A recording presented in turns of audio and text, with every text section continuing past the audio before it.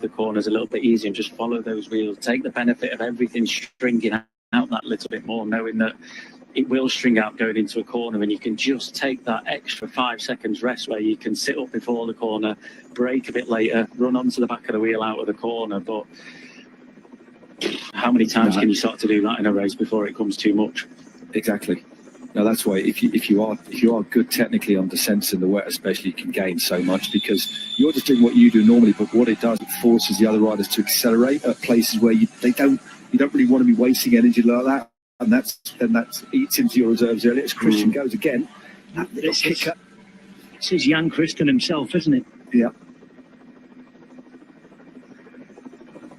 A little split behind the 4 riders at the front there. And every time we look from up on high down at the group, there's just a few riders less, isn't there? Yeah, definitely. There's riders really struggling to stay in contact here. The group at the back, there's kind of 5, 6, 7 riders, the last in the line, are there for a reason. It's because they're suffering and they're just about holding on.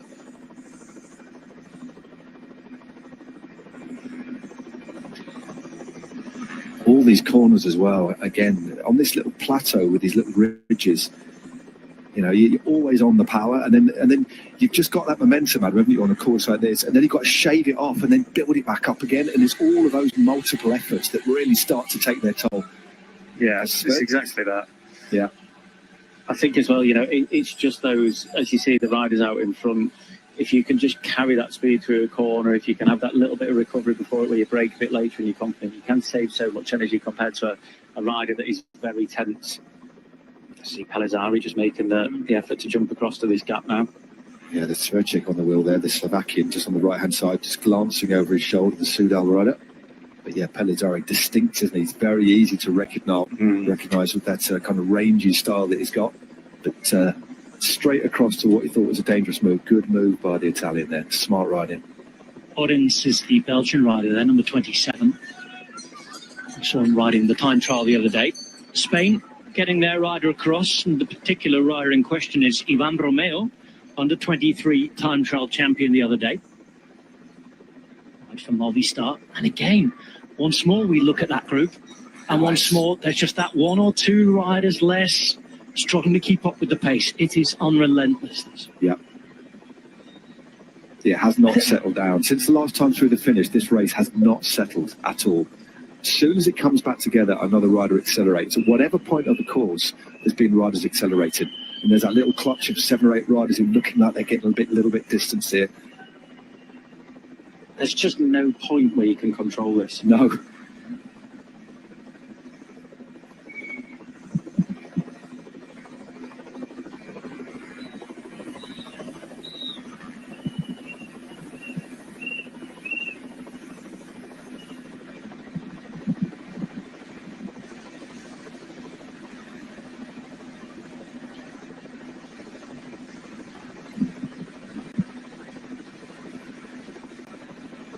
Yeah, a lot of suffering going on, that is for sure.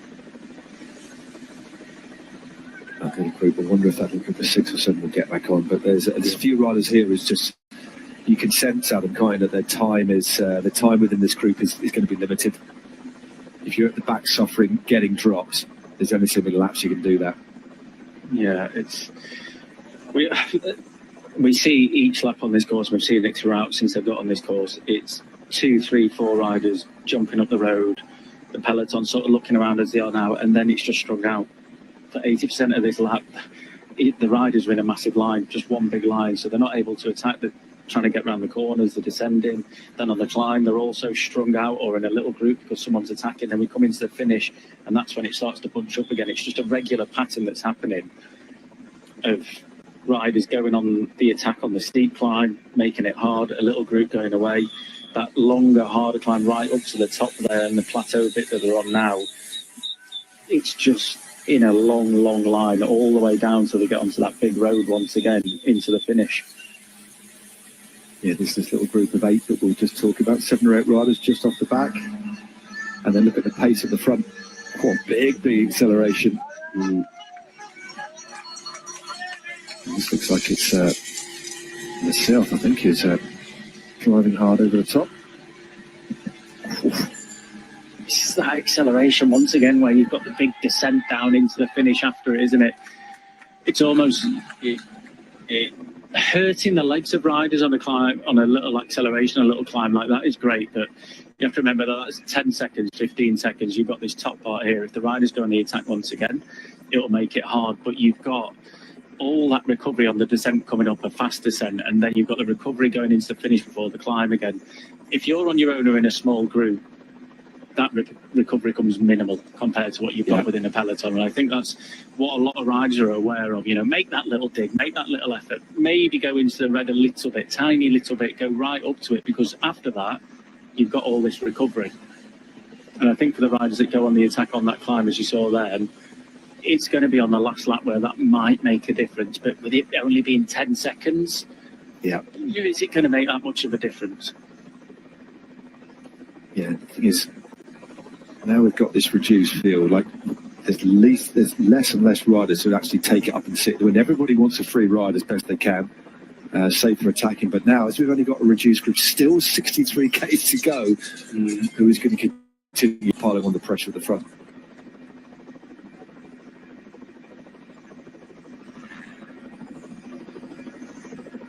"110 kilometres of the men's under-23 road race have been ridden. We have 63 remaining. Weather has been pretty miserable for most of this. We're on the very tricky finishing circuit. This is the second full-time run. But once we get down this descent and to the finish line, there will be 2 full laps to go. For the World Championships, it's a rather long finishing circuit. It's tricky. It's also mentally tough. There's no rest here. And it's so difficult to control with the added extra of it being a Worlds that there are no race radios. You're looking at the Netherlands here. We've seen lots of different star riders off the front. Who is this rider on the front now? Apologies that I don't know his name, chap. So I've been trying to identify him because on every lap so far down this descent, he's been on the front. I think it may well be Thibaut Del Grosso. I'd like to take a closer look if we could. Obviously now's not the moment given where they're going downhill. If you look at that, the way that he's ridden, because he's very visible on this descent, after that, each and every lap, we never see him, but he's always at the front, he's always there. And if you look the way that, try and keep an eye on this next lap, how he rides, because that's what you want to do, right? You want to be able to, the easiest part to make a difference on, to string out gaps, is what he's doing now for riders that are confident on the descent, you know. It's not much more effort because riders are nervous, he can open up that gap, then he gets that more recovery on the descent, and he's doing that lap after that, but with being almost invisible throughout the whole of the lap apart from on the descent. And it's almost like, ooh, a bit of slip of the back wheel, but it's almost like free recovery to him. You know, think of all the effort he has to make, the extra little 10, 15 seconds of recovery, the extra effort that the others have to make. He's riding very cleverly. It was Thibaut Del Grosso coming down there. Like just confirming that to us. Cyclo-crosser. There's where the skills come from on that descent, Adam.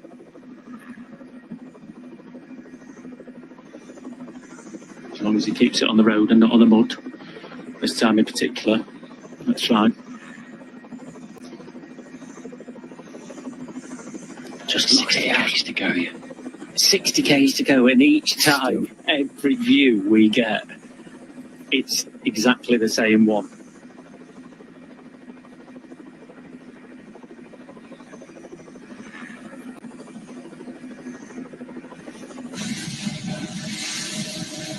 Here is Del Grosso again. That's for the Alpes in the Koenig development team. Netherlands, well, they're 5 riders. They've worn out the front here. And just approaching that fastish section again. Of course, this undoubtedly fast given the downhill gradient. But those final few kilometres you can see along that side, that Lake Zurich.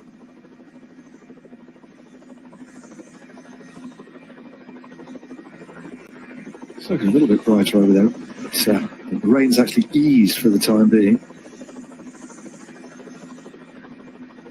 You get 2 more ascents of that long climb still to go.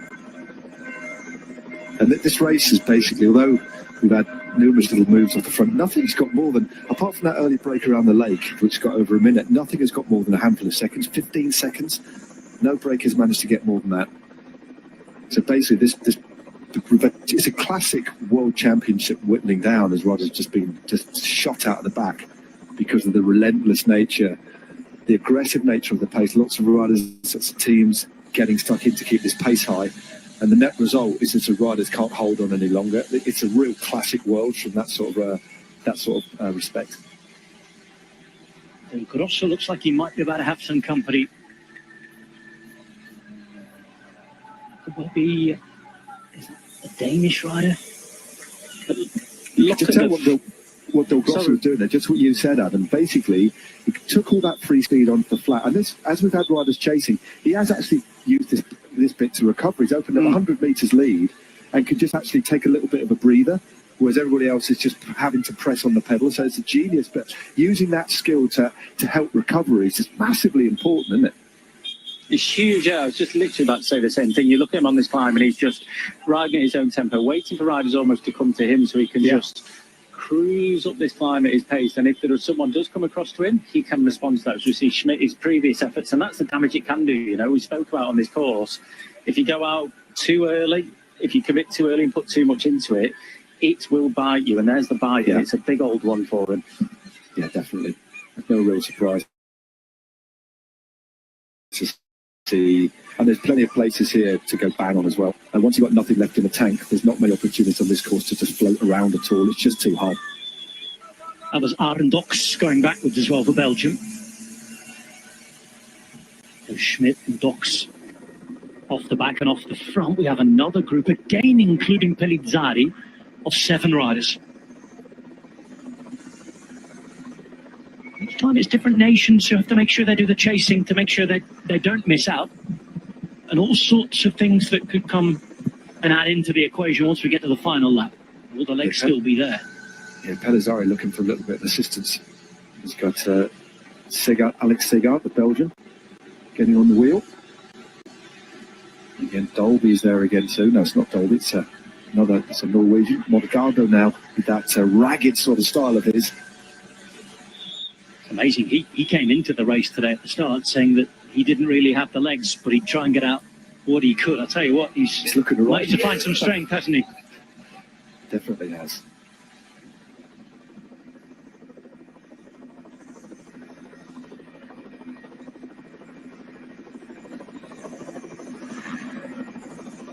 It's about knowing yourself, and on a course like this as well, putting in these efforts is important, because sometimes if you're feeling good, you want to make the race harder for everybody else.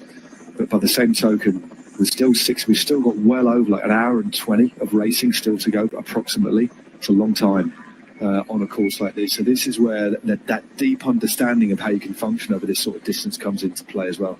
This is where maturity, there'll be a few riders here who just keep riding and riding and the lights go out. Others know how to maintain the kind of engine levels a lot better. Especially some of the big World Tour riders, but most of the riders that we've got in this front group we've seen function at the highest level already, so they know exactly what they need to do. You know, a lot of the class, a lot of the riders that you'd expect to be here at this point in the race are already here. Thibaut Groel here at the back. One of those riders hoping that if he can hang on, he can perhaps use a sprint towards the end, but that's looking more and more unlikely as we see these laps go by. This is Morgado now in the second section of the descent. And he's being followed by a very active Pellizzari. Morgado already rides for UAE Emirates, we know. And he's trying to get everybody organised. He's trying for this to come away. You can't give him a turn. He's going that hard. He was asking for nailing it at the same time. It's like ask for a turn and swing off. It's such a even now though you're in this group, you know, and it's you want to commit to this on the downhill, but you also want to recover, so you don't want to go too hard. Then you've got the climb coming up. So the riders within this group that are thinking, yeah, we're clear, but I need to use recovery, so they're not working together as well as they should be as well, and that's what will disrupt that group.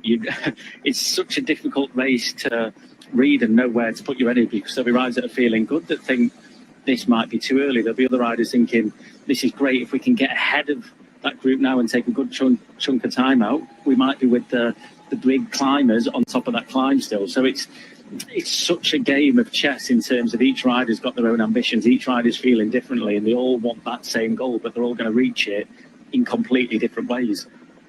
Yeah. I just tried to do a bit of a head count. There was 9 riders in that front group with Pellizzari, and I counted only about 35 riders in that group behind, so just got over 40 riders left in this World Championships. Yeah, very selective course. Again, just looking at what we saw in the junior women's and the junior men, the course, I mean, the field had just exploded. Multiple minutes separating, spread over the top 10. As we go through feed number 1, not too many riders taking a feed there. Approaching the final 55 kilometres now. 2 more passages after this particular part of the road. As we get to the finish line, he'll be halfway through the circuits. We're now into the final third of the race. Yeah, sorry, Rob. I just said this move is the first significant big breakaway full of hitters that's actually working and rotating properly. All the previous breaks we've had before have been 3 or 4 riders, but it's the Swiss that have missed it. And the Swiss are riding behind. They've done all the work. So the team that's done the most in terms of trying to make it hard and keep it together, and now they're on the back foot now trying to bring this one back. I was going to say, guess who's on the front again leading into the climb? The Swiss. Well, GB haven't got anybody in that front group either. And they're still in here. Yeah, looks like GB might be assisting with this pacemaking here. They've only got 11 seconds, but I tell you what, that is a move of real class. Full of quality riders at the front. They'll get a proper time gap as they come across the line. We're estimating around 11 seconds now. But yes, they're all riding. They're all coming through. And you have potential world champions in this group. Great Britain and Switzerland are the team riding. And you see all the different nations representing here. They have to ride because it will be panic stations otherwise. It's game over otherwise. Yeah, this is a very, very good move. There's 9 nations all rotating. Nobody's got a teammate in that front. Some very good riders indeed. And Del Toro's in here. He has to follow and hope that other riders can do something, or he's going to have to try and use the climb himself. Now then, keep your eyes on the seconds at the top right-hand side of the timing screen there. I have a feeling it's more than the 11 seconds that were estimated. Here we go. It's ticking on. They're getting up towards the finish line, and very, very quickly there, almost 20 seconds have been pulled out. Yeah, that's a very dangerous looking move. And no wonder there's a little bit of panic on the faces of a couple of the riders there. But we've still got the climb for which to try and bridge across.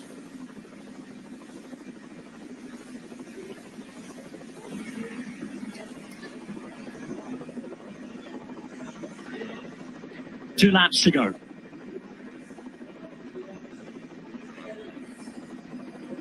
And the under-23 Worlds with 2 more ascents of the Zurich Bergstrasse and then up Vitikon. In the front group, we've got Rasmus Sober, Robin Orens, Igor Arrieta, Tibor Del Grosso, Giulio Pellizzari, Antonio Mogado, Johannes Kulset, Tim Thorn Teutenberg, and Martin Sprucek. That is one mighty fine group of bike riders at the front. Lots of big nations represented, and no wonder it's panic stations right now for Great Britain and for Switzerland. They're doing their very best here to try and pull this along very quickly, Adam. I think they just need to limit that gap, Rob, as much as possible. They don't want that gap going out too much. If they can hold it 13, 15, 20 seconds, whatever it is, that is bridgeable. It's bridgeable for a lot of the riders. The riders from within that group will want to keep that group together as well, so they want to keep it cohesive. It's still 52k to go, as you mentioned. And for the other riders behind, they will want to jump across to it to try and get into that group. They can get into that group and then they can rotate together, hopefully. But it all depends on who's got what legs coming into this climb. So I feel like now from behind, there will be a big reaction. And from in front, the reaction will be when they get across to them and who gets across to them and how they ride with them from then on in. So it's still very much bridgeable at this point and it's still very much open. But we'll get a very good idea, I think, on this next climb, who has got the legs with them today, because I think this is crunch time now to jump across to this group and see who's got what. 14 seconds is what's listed there. You can just see behind, though, that they're coming around the corner. It is that chase that is doing a pretty good job, as Adam suggested they would do. Now let's see what happens when the road starts to go upfield. We've seen that 9-rider group. Sörberg, Orens, Arrieta del Grosso, Pellizzari, Mogado, Kulset, Teutenberg and Spricek. It is a mighty fine group of riders, and yet it is coming down. It's at what cost? I think the Swiss are going to lose one rider here for sure, because I think it was, well, there's one rider who pulled on the first part of the time, got dropped, then got back on again. So I think the Swiss are about to lose one, because this is, you know, a real big effort that is going to come at a massive cost to the chase behind. So, but they're doing a good job. And as you say, although it's 11, sort of 12 seconds, as soon as they hit the climb, they'll almost be able to reach out and touch them. So 10 seconds is less in distance on the climb. So it will be bridgeable here. It'd be interesting now if someone goes on this steeper section rather than a longer section. Yeah, I think that longer section is where the damage has been done a lot more effectively than the first part of this climb.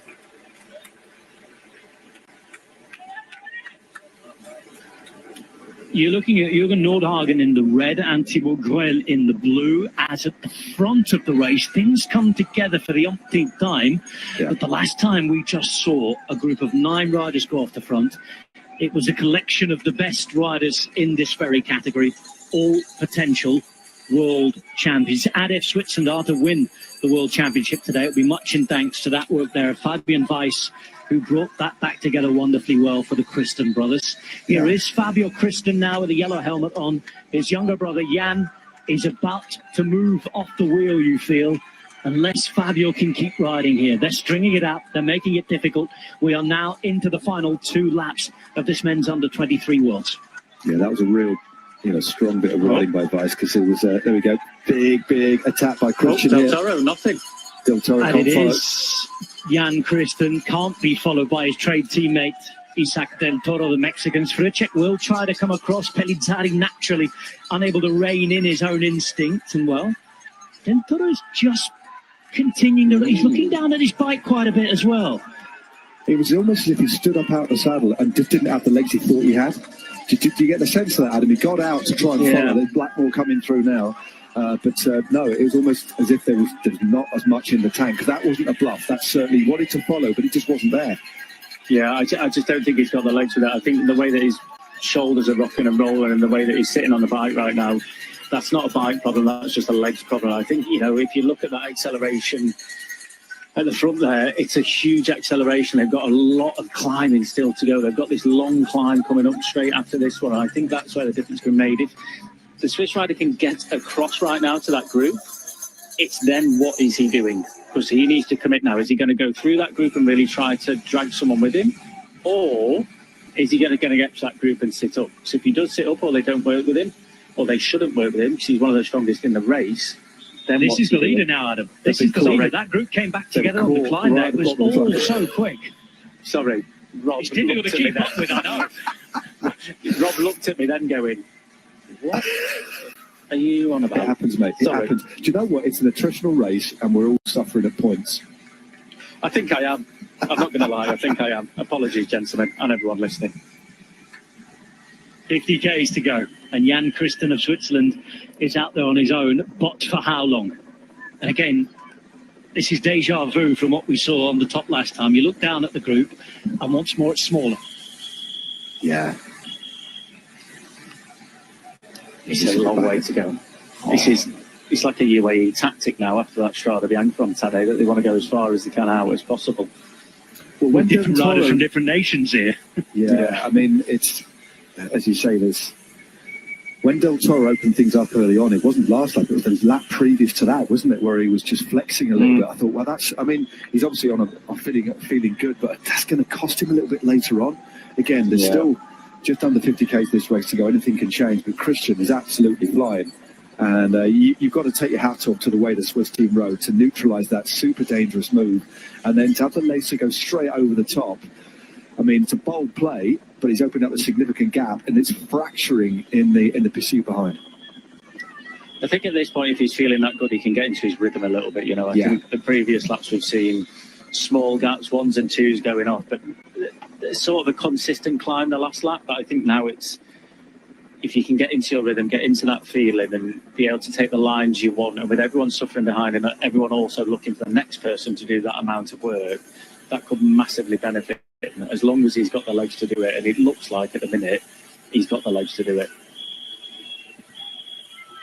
It almost looks at this point like a lot of riders, even within this group, like the head's almost fallen off, if that makes sense. You know, it's just like, we've just got to commit to what we're doing, but we can't go into the red. It's not that sort of big attacking, it's just holding on to what they've got in their legs and just trying to stay just below that red zone so they don't blow the lights off, doors off. Pablo Torres in that group at the back there. This now is Segard, Pelizzari and Sfrucek. Looking back, there's a gap, isn't there? A big one. That's a decent gap. You can see Sfrucek just look across at Pelizzari in like an affirmation, like, right, we go now, we ride. Let's just that little bit of a glance. I don't think anything was said, but that little look across to say this is a good move. This is what we see now is the first true selection of who's got the good legs around him. After that acceleration by this man to go clear, does he now wait for this little group, or does he continue alone? I think it's just, by the looks of things, he's just keeping the pressure on here. He's knocked it down onto the small ring, an indication of how hard this climb is, especially this midsection. It kicks up to like 8 or 9% for about 800 meters before then dragging all the way to the top with that little bit of a descent too. I think he can just ride the speed that he wants to ride. I think, you know, if he wants to ride slower, he can always ride that little bit harder. So I think for him now, he just needs to ride that tiny bit under what he's comfortable at, just to see how close they get. And if they don't get close, he can know that he can hold that and sustain that pace. But if he rides over it and they're still catching him, that's when he needs to reevaluate and say, right, I need to back right off now, because otherwise I'm going to blow my doors off. So he's in that sort of catch-22 where, yes, I can commit and try and open that gap up. But if I'm at that point where I'm trying hard right now and I'm just opening, I've still got 47 Ks of racing still to go. And it's a hard circuit on your own. But saying that, everyone else is pretty much give or take with a couple of helpers on their own as well. Yeah, looks like the further down the road. Yeah, this is the back of the remnants of the lead group, wasn't it? There's just bodies everywhere, isn't there? Yeah. And there's no working together. Everyone's just sort of on the limit and just riding at a tempo. Yeah, it's like they're on a climb, like a mountain, where you've got to ride at your threshold. There's no hanging on the wheels. There's no sitting on. There's no tactic. It's just surviving and trying to follow. I think, we touched on it earlier on about how much, from the earlier races, what the under-23s could learn from the juniors, what the elite riders tomorrow with the women and the men on Sunday can learn from this race. Is like, we knew this was going to be a hard course. We saw both the junior races explode. Solo winners in both the men's and, well, not solo winners, but small groups at the front in the men's and the women's.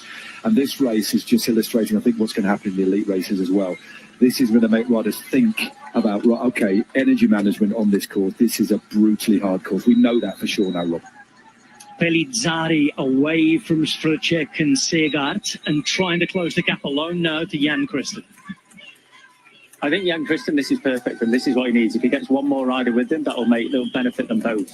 I feel like if they just go mano in mano and just try and hold that gap, it could go against them, because neither of them will want to be caught, so they'll always push on a little bit. Pelizzari will always want to catch Christian. So I think for them, if they both just come together and combine that and let them fight it out on the last lap or whenever they feel comfortable, they'll have a great chance of staying away all the way to the finish.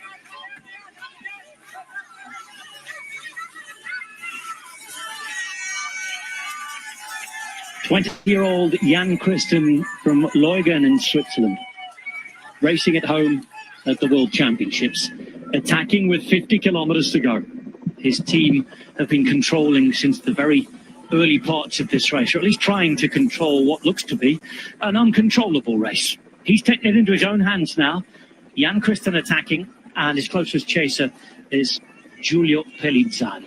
Pelizzari, who has a Grand Tour already in the legs from the Giro d'Italia. Up there with the mighty Tadej Pogacar at one stage, going for a stage. And at the end of it, even getting his sunglasses from his hero. Christen up the road, a teammate of Tadej Pogacar. But behind, if there is enough will to get organised at some point and chase, there is a chance. But even with the best organisation in the world, you still need the legs. And here at the back, try to hang on and show those legs. It's Nicholas Berhans who is showing how strong he can be. Blackmore's there as well.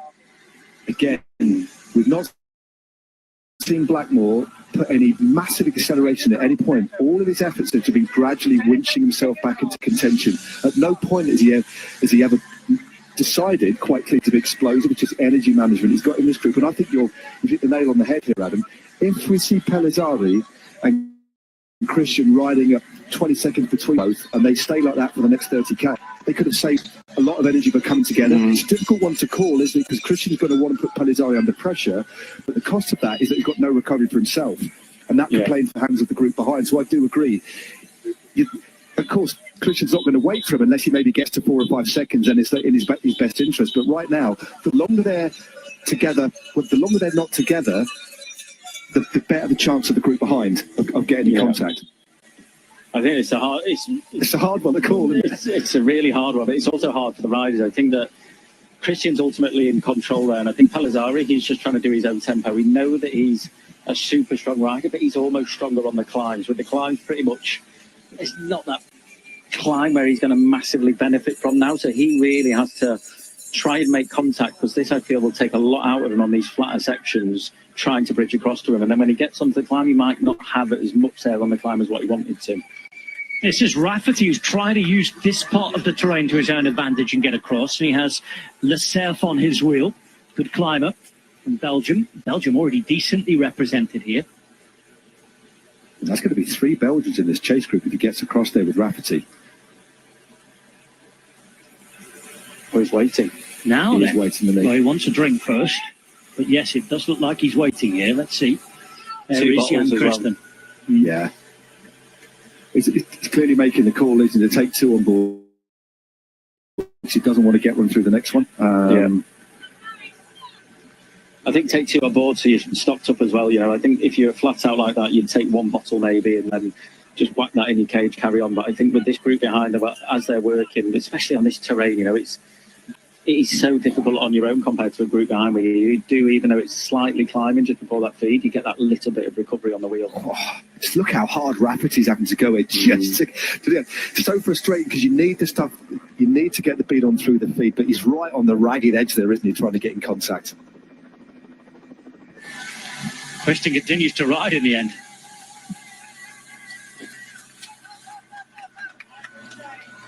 Just under 45 k's to go. Jan Christen has continued to ride, and Giulio Pellizzari naturally is going to do the same. He's looking around those Christen here. Reminder, he isn't getting any radio communication. He, of course, doesn't know how long it is to go.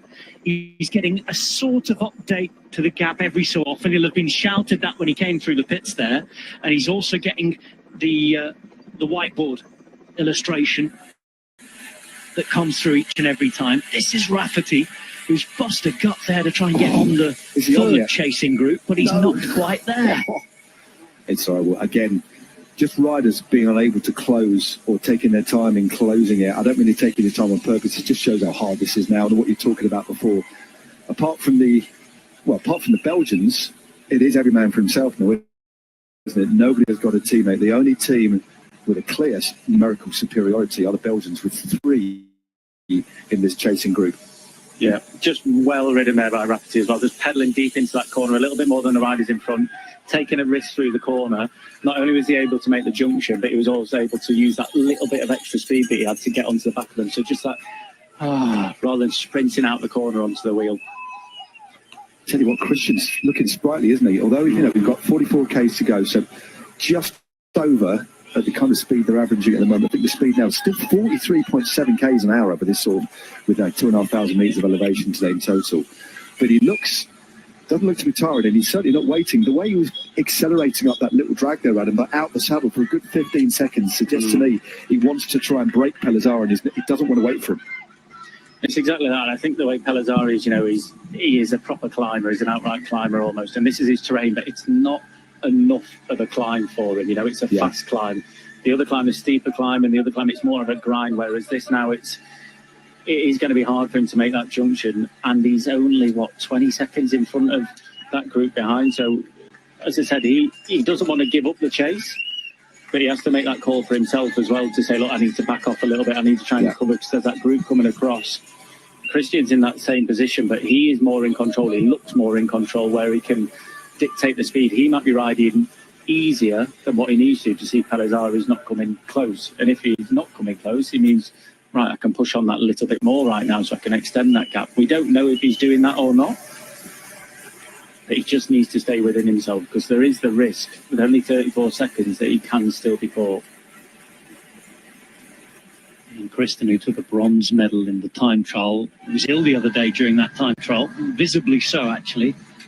He's here out the front, a few looks around, but he's still riding on. And he has around 15 seconds on Giulio Pellizzari, over half a minute now until the next chasers, and here they come.